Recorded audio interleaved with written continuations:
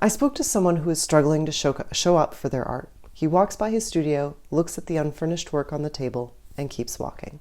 At the same time, he shared the real pull he feels to make art. He feels called to create. So, what can we do about this? Hi, my name is Carrie, and here on Artist Strong, I help self-taught artists who feel stuck in their studio move from wondering what's next to confidently expressing themselves through unique, original art. If you feel like gaps in your learning are holding you back from making your best art, please sign up for my workshop called How to Create Art from Your Imagination, which you can watch for free. The link is in the description below. Right now, I'm working on some ideas that make me feel uncomfortable. So much so that I started one of my drawings months ago and then avoided it as much as I could. I was scared. Did I have the skill to achieve the results I imagine? Will anyone get it? And where will I show it?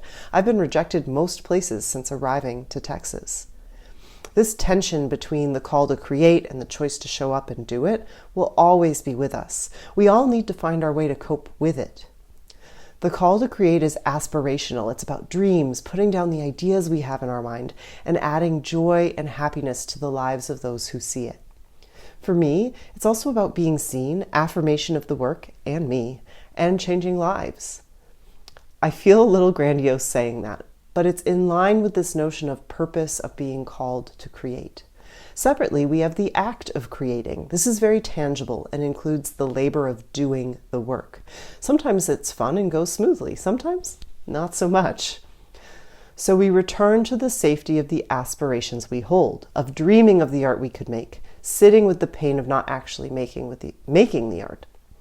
The thing we often seem to skip is realizing we experience pain or discomfort in either state. We either remain in the dream, wistful and longing, perhaps regretting, or we face the discomfort of making art that doesn't yet meet the vision of our aspirations.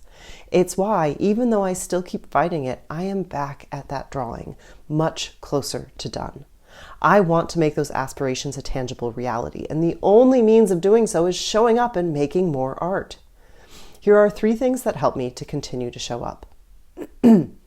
Create several works at a time. When I have works at different stages of completion, it means I can jump around if I get bored, and I always have something to work on. Leave every studio session with a plan for the next one. I always know what else I want to do in the pieces I'm working on when I show up in the studio because I make that decision in the previous session. Show up even if it's 5 to 10 minutes. If I wait until I have big chunks of time available to me, I'll accomplish little. James Clear talks about the long-term benefits of small commitments to ourselves, and I stand by what he claims. Check out his book called Atomic Habits. I've made more art by allowing myself only 15 to 20 minutes most days than if I had waited for that bigger chunk of time. I don't want you to feel that pang of frustration and jealousy when you look at someone's work and think, I could do that. I want you to pull out images of your own and reply, great, here's my work too. Because you have listened to that calling and are taking the risks you need to make more art. So, how can you start facing the work you're avoiding in your studio? And if this isn't you, how have you navigated this in the past? Be sure to comment below to add to this conversation.